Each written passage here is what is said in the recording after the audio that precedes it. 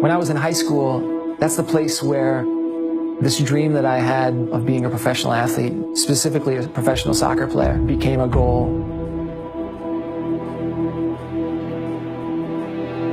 When I went to college and I was playing on one of the top programs in the country, I befriended another coach who was from Chile. He told me that he thought that I had the ability to play in the South American style, that he could even open the doors for me there because he knew the game there. So he did. When I graduated from college, just 2 months later, I traveled for the first time to Chile and had a tryout. I had to earn my spot, and I had to earn respect, and I had to show that I actually could play, which made it all the more worthwhile. It made it all the more worth it when I actually earned my starting job with a first division team called Huachipato. When I moved, a huge culture shock. My friends changed. My family was no longer there. And here I am practicing for 2 hours a day and sitting for 22 hours in my own house. I had a lot of downtime and a lot of time to think about where my life was going. And all of these questions started to come and started crashing in my heart. I started to ask, who am I? Why am I here? Why was I chosen to play here?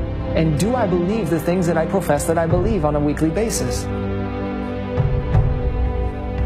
I was sitting in an ice-cold chapel in the middle of the Chilean winter, which is a terrible rainy season, and I sat there before the tabernacle, and I remember it was one day that I was just truly praying for comfort. I didn't feel a great level of comfort. I didn't feel great, and I went there to be a professional athlete, to be great. My heroes were professional athletes. I thought greatness was everything that I saw other professional athletes being, and so seeing them excel at their sport, that was greatness to me. That's what it was to be a great man. To be respected by others, to be known by others was to be great. To make money was to be great. To have a beautiful woman by your side, that's what it was to be great. And I didn't feel that I was living greatness. Mix that with the loneliness and the culture shock. I was before the Blessed Sacrament in this chapel, knowing that Jesus was present there. And I was just praying for comfort. Lord, bring comfort into my life. Bring me all the things that I believe to be great. Make that happen for me. And it was right there, in the silence of that chapel and in the silence of my heart, the loudest voice that I have ever heard that's never audibly spoken. And at that moment I heard, "Be my priest." And that shocked me like you wouldn't believe, because it wasn't anything that I was thinking about. I immediately rejected that thought and that idea. And it was not something that I was willing to live. It wasn't something that I was willing to do for him.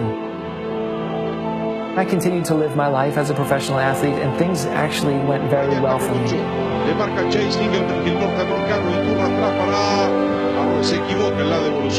I began to experience greatness in my definition on the field.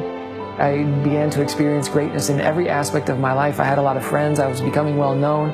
I had a great girlfriend, and even being named the best player in my position in the league that year.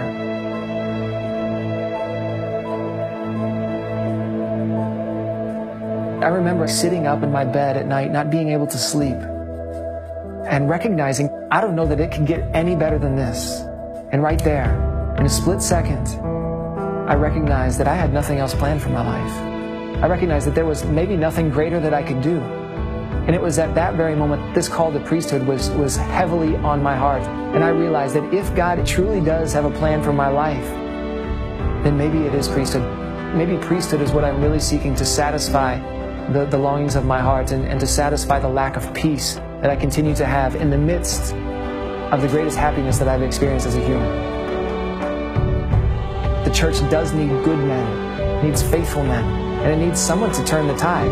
Not that I'm the one to do that, but good men who are faithful need to respond to the call of God in their life and to live out whatever He has planned for us. And if we do that, then people are going to start talking a different way about the Catholic Church, about Christianity, about men in general in our culture.